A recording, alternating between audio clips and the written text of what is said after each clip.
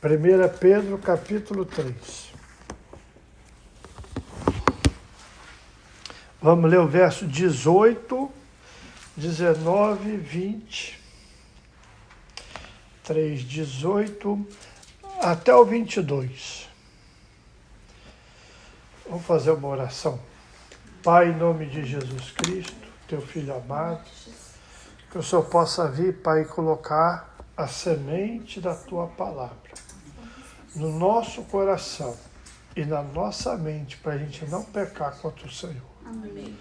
E, Pai, para a gente alcançar a salvação que o Senhor planejou no teu Filho para nós. Nos abençoa nessa manhã. Espírito Santo, abre a nossa mente, nosso entendimento, para entender a tua palavra. Eu te peço e te agradeço em nome de Jesus. Amém. Alguém pode começar o 18, vai até o 22. Pois o próprio Cristo sofreu uma vez por todas pelos pecados, um homem bom em favor dos maus, para levar vocês a Deus. Ele morreu no corpo, mas foi ressuscitado no Espírito. O qual também foi e pregou aos espíritos em prisão, os quais noutro tempo foram desobedientes quando a longanimidade de Deus e guardava nos dias de Noé, enquanto se preparava a arca, na qual poucos, a saber, 8 pessoas, foram salvos através da água. Que também, como uma verdadeira figura, agora vos salva. Amém. O batismo, não do despojamento da imundícia da carne, mas da indagação de uma boa consciência para com Deus pela ressurreição de Jesus Cristo. O qual, depois de ir para o céu, está à destra de Deus, ficando-lhe subordinados anjos e potestades e poderes. Olha para cá agora, olha para essa foto. Nós lemos aí, os quais em outro tempo foram rebeldes, quando a longanimidade de Deus esperava nos dias de Noé, enquanto se preparava a arca. Tudo que nós fazemos é uma preparação, todos os nossos atos e atitudes servem como uma pregação do Evangelho. Depende da motivação com a qual você está fazendo.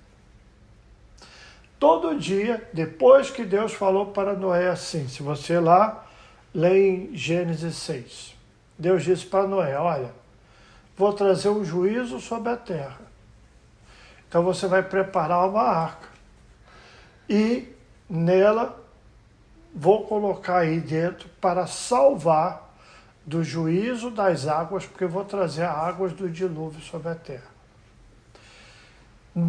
Desde o primeiro momento em que Noé pegou um pedaço de madeira e começou a serrar, ele estava fazendo uma pregação. Você pode não ter visto a pregação, você pode não ter entendido como pregação, mas ele começou a preparar algo. E você podia perguntar, o que você vai fazer? Ele vai dizer, um barco. E você ia rir da cara dele. Porque ele estava num lugar que não chovia. Valadares. Ele não tinha como fazer um barco em terra seca. Para que você vai fazer um barco em terra seca? Só que a partir da primeira martelada, do primeiro prego pregado, sei lá se tinha prego naquela época, seja lá o que ele estava fazendo, quando ele começou aquela construção, cada dia aquilo era uma pregação. Eu estou me preparando porque tem um juízo vindo. Querendo ou não, a Bíblia nos afirma de que Deus trará um juízo sobre a terra. A coisa mais linda disso é que quem estuda a história da Terra, a geologia, afirma que O mundo está indo para um ponto onde algo vai acontecer, uma catástrofe natural de tamanha proporção que vai mudar a história da humanidade. Eles não são cristãos, eles não lêem Bíblia, eles não temem a Deus, eles só estudam a história da Terra. E eles falam, algo aconteceu no passado, vai acontecer novamente. Para nós, a Bíblia afirma desde que há 2000 anos, Deus vai trazer um juízo sobre a terra. A terra vai passar por calamidade. A terra será sacudida do seu eixo. Montanhas vão vir abaixo. Cidades vão desaparecer. A terra será estremecida. Está isso tudo na Bíblia? Tá. E todo dia nós estamos vivendo como se nada disso vai acontecer. Hoje, por exemplo, de manhã, meu cunhado, ele me passou uma mensagem, aí eu falei, esse telefone é do Brasil, não conheço, alguém me mandou uma mensagem. Quando eu fui ver, procurei, era ele. Então liguei para ele, conversamos, ele falou assim, Ney, você já notou? As coisas que estão acontecendo no mundo estão em grande proporção.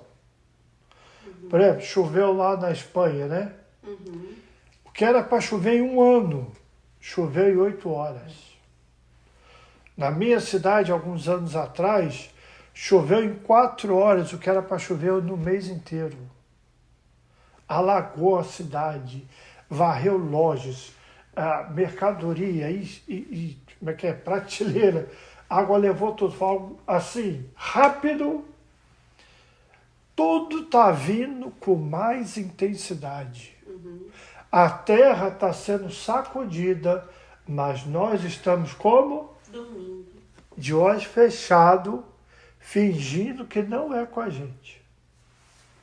E dizendo, não vai acontecer. E Deus está dizendo aqui, existe uma figura, existe uma ilustração naquilo que já aconteceu no passado. Aquela arca simbolizava o quê? Salvação. Vamos lá para mais uma passagem bíblica. Em Tito, fica um pouquinho para trás aí de 1 Pedro. Se você vê Tessalonicenses, é depois de Tessalonicenses, depois de Timóteo. Vai em Tito, no capítulo 3 também. Fica antes de Hebreus, antes de Filemão. Vamos ler 3 versículos aí. Tito qual? Tito, capítulo 3. Nós vamos ler o verso 3, 4, 5 e 6. 4 versos. Alguém pode ler ele todo assim, de uma vez. Pois nós também outrora éramos nécios, desobedientes, desgarrados, escravos de toda sorte de paixões e prazeres, vivendo em malícia e inveja, odiosos e odiando-nos uns aos outros. Só um minuto. Então, todos nós éramos assim. Vai, continua. Quando, porém, se manifestou a benignidade de Deus, nosso Salvador, e o seu amor para com todos, não por obras de justiça praticada por nós, mas segundo sua misericórdia, ele nos salvou mediante o lavar regenerador e renovador do Espírito Santo, que ele derramou sobre nós ricamente, por meio de Jesus Cristo, o nosso Salvador, a fim de que, justificados por graça, nós tornemos seus herdeiros segundo a esperança da vida eterna. Tá bom. Verso 6, ele derramou sobre nós, por meio de quem? De Jesus Cristo. Quem é a nossa arca hoje? Jesus. É Jesus. Eu quero que você saia daqui sem nunca esquecer disso. Por isso eu fiz questão de procurar uma figura e colocar para você ver. Nossa arca é a pessoa de Jesus.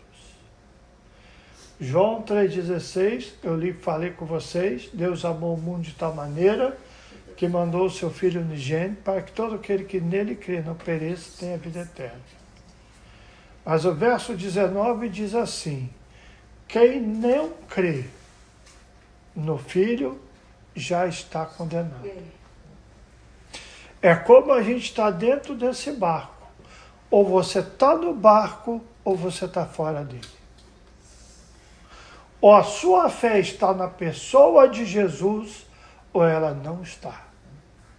Não existe meio termo, não existe com um pé aqui e um pé lá, não existe eu estar, sabe, vamos supor, aqui tem luz, aqui tem trevas, então eu vou ficar no meio que tem uma sombra. Não existe. Ou você vai estar dentro do barco, pela sua fé em Jesus, ou você está fora e você está aberto ao juízo de Deus. Eu vi essa madrugada um pastor pregando, ele não é brasileiro, nem americano, mas ele foi muito feliz na ilustração que ele deu. Ele disse assim: as pessoas querem ter relacionamento com Deus, e elas esquecem que Deus é um Deus santo. E se Deus olhar para nós, ele vai dizer: não há um justo nenhum sequer. Então, diante de Deus não há pureza em nós. Eu não tenho como falar para Deus, eu tenho atos de justiça. Ele conhece o nosso coração. É como que ele tem um raio-x, sabe? Já viu o raio-x? Você vê dentro da pessoa? É assim que Deus nos vê, dentro de nós. É ver todas as ervas daninhas, tudo que a gente pensa de errado, ele vê as nossas maldades, nossas intenções, ele vê. Aí o que faz? Jesus vem como uma cortina. O sangue de Jesus está Nos cobrindo de todo pecado. Amém. sobre nós. Amém. Então, quando Deus olha, vou te promover hoje, hein? Deus está sentado lá no trono, é a Cris. Se ela olha para o Ney, ela não vê o Ney, Para ver Jesus. ela vê Jesus. Amém. Ela vê o sangue de Jesus Glória a sobre a minha Deus. vida. Amém, Amém. Jesus.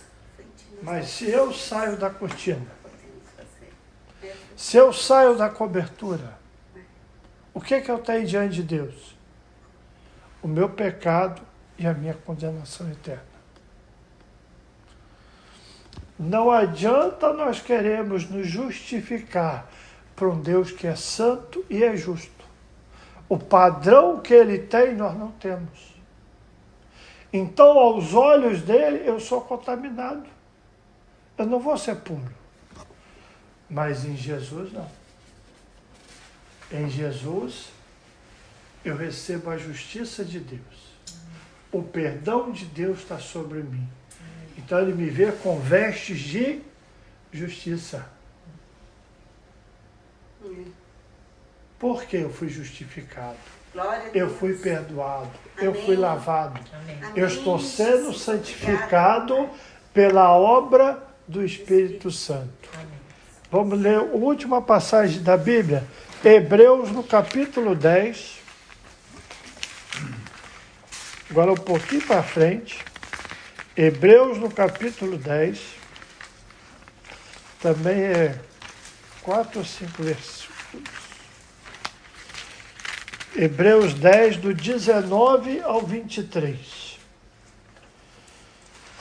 Se todos nós éramos desobedientes, se todos nós estávamos no caminho da maldade, se todos nós estávamos indo por esse caminho, Deus interveio na nossa vida, nos trazendo perdão em Jesus Cristo. Deus já te deu o meio de você ser salvo. Você não precisa bolar um outro meio e falar: o que eu preciso para ser salvo? Coloca a sua fé em Jesus. Amém. A partir dali, você tem uma mudança de vida por causa de Jesus em você. Vamos ler Hebreus 10, Vamos ler do verso 19 até o 23. Tendo, pois, irmão, intrepidez para entrar no Santo dos Santos pelo sangue de Jesus.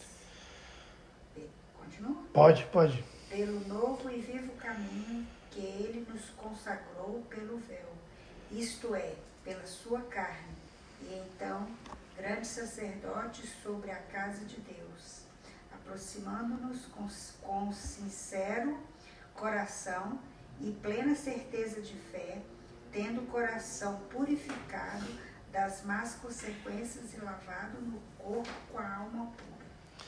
Peraí. Tendo o coração purificado da má consciência e o corpo lavado com água O meu pura. primeiro está assim, e lavado o corpo com água pura. Isso. O meu está assim. É a figura do batismo. Sem fé, o batismo é o mesmo que você tomar banho. Não tem significado. O batismo só é um simbolismo daquilo que já deve ter ocorrido no seu coração. Lembra que eu falei do pecado. O pecado, ele sempre vai fazer você desejar por algo, sempre é praticar por algo, sempre é errar de uma maneira. Qual é a diferença? Por exemplo, hoje eu estou chateado com a Enoí. Amanhã eu estou chateado com a Zezé. Depois de amanhã eu estou chateado com a Cris. Essa chateação está sempre dentro de mim. Então você muda todo dia aonde você vai ligar essa chateação, mas ela está dentro de você. O que você tem que matar? É dentro de você. Porque eu não posso mudar a vida da Enoí, a vida da Zezé, nem a vida da Cris. Sou eu que tenho que morrer para Jesus. Sou eu que tenho que crucificar o velho homem com Jesus. Sou eu, presta atenção, que tenho que entrar no barco que é Jesus.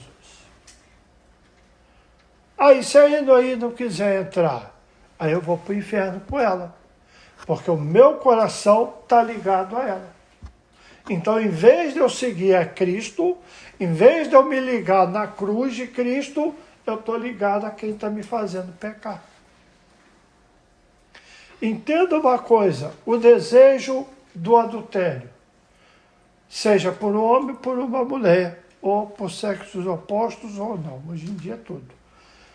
Sempre vai ter, só que cada dia com uma pessoa diferente. Ela só substitui. É como um vício. Você larga o cigarro, vai para a bebida alcoólica, sai da bebida alcoólica, vai vamos supor, para as drogas, vai para os jogos, você só está substituindo. O pecado está aí. Você não lidou com a causa. Você está lidando com os sintomas. Aí o que eu falo? Não, mas a culpa é da Cris. Foi ela que me fez pecar. Eu culpo os outros pelo pecado que está dentro de mim. Presta atenção, a Cris pode cair. Eu não posso sair do barco porque ela caiu. Eu posso tomar uma decisão errada. Vocês não podem sair de Jesus porque eu tomei uma decisão errada. Um pastor pode pecar. Você tem que continuar com a sua fé em Jesus. Senão você vai para o inferno. Lembra disso nessa manhã. Ou você vai estar dentro da arca que é Cristo, ou você vai estar aberto ao julgamento de Deus. A condenação de Deus. Romanos 8 diz, nenhuma condenação há para os que estão Em Cristo Jesus. E quem não está em Cristo Jesus? Já foi condenado. Já foi condenado. Você quer lidar com o seu problema? Lida com você. Por exemplo, a Célia, lida com a Célia. Rogério, lida com o Rogério. O Ney, lida com o Ney. Para de culpar os outros pelo seu mau comportamento. Judas Iscariote traiu Jesus. Jesus deixou de ser Jesus por causa de Judas Iscariote? Mas eu e você deixa de ser. A gente deixa de seguir Jesus. Jesus dá 5 minutos que eu vou resolver do meu jeito. Veja se não é o que Pedro fez quando puxou a espada e cortou a orelha do moço. O que é que Jesus disse? Pode parar, Pedro, solta a espada. Por que, gente? Jesus tinha que ir para a cruz. Tem coisa que não adianta você lutar pelos outros se eles têm que passar por aquilo. Eu posso orar por vocês, mas eu não posso mudar o propósito de Deus na vida de vocês. E às vezes Deus, para fazer esse vasozinho bonito, hoje ele está no chão, vou deixar ali. Pega um vasinho de planta bonitinho, para chegar àquele formato, alguém teve que amassar, embolar, molhar, passar, riscar, dar o contorno, ainda teve que levar no forno. Presta atenção. Não coloque a sua mão aonde Deus não mandou você colocar. Isso é profundo agora. Não vou pegar o vaso, não. Vamos supor, vou usar esse controle aqui, que esse é um vaso, tem que ir para o forno. Olha o vasinho aí de baixo. Aí, esse embaixo aqui, não, deixa aqui, tá bom, isso aqui. Tem que ir para o forno, para ele ser endurecido, trabalhado. Aí você se mete a besta e fala assim, não, eu vou te ajudar. Espera aí que eu... Ai, tadinho, está sofrendo. Quem é que vai receber o fogo? Você. Enfiou no meio. Era para você? Não. O trabalhar de Deus era para a sua vida? Era para a pessoa ser moldada. Aí você bota a mão. Aí começa a opção de problema na sua casa, nos seus negócios, na sua saúde. Aí tu fala, Deus, mas por que estou fazendo tua obra? Não. Você está se metendo onde não foi chamado. Tira a mão. Pastor, a pessoa vai sofrer. É assim que ela vai para o céu, senão ela vai para o inferno. Se você botar a mão, ela vai para o inferno. Você está ajudando alguém para o inferno hoje. Que isso, pastor? É deixar Deus ser Deus e trabalhar na vida de cada um. Por quê? Eu tenho que estar em Jesus. Zele pela tua fé. Vigia os teus caminhos. Guarda os teus pensamentos. Não queira vigiar o pensamento dos outros. Nós vamos assim, nossa, deixa eu ver o que a Cris está pensando. Tomara que ela não tome essa decisão. Para, vigia teus pensamentos. Se submete você a Cristo. Jesus está voltando. Amém. E eu quero deixar isso claro para vocês nessa manhã. Vamos. Ou você vai subir com Cristo. Ah, pastor, a pessoa vai morrer. Ou ela vai morrer salva em Jesus Cristo, ou ela não tem salvação. E aqui é uma coisa muito séria que eu vou falar para vocês. O destino só tem um. Ou o seu trem vai chegar na estação do céu, ou tem uma estaçãozinha te esperando quentinha debaixo da terra, chamada inferno. Jesus já te deu o meio da salvação. Acorda. Você foi chamado para seguir Jesus. Se tornar um discípulo de Jesus. Para de querer ser eu sou, eu faço, morra. Que isso, pastor? Morra para você mesmo. Morra para Jesus. Crucifica o teu euzinho. Aquele Adãozinho rebelde que gosta de fazer, aquela Evazinha que vai brigar. Mete ela na cruz de Cristo. Fala, Jesus, eu tenho que seguir o teu espaço. Muda o meu coração. Me coloca em ti. Que eu me deleite mais na presença do Senhor. Aí os outros.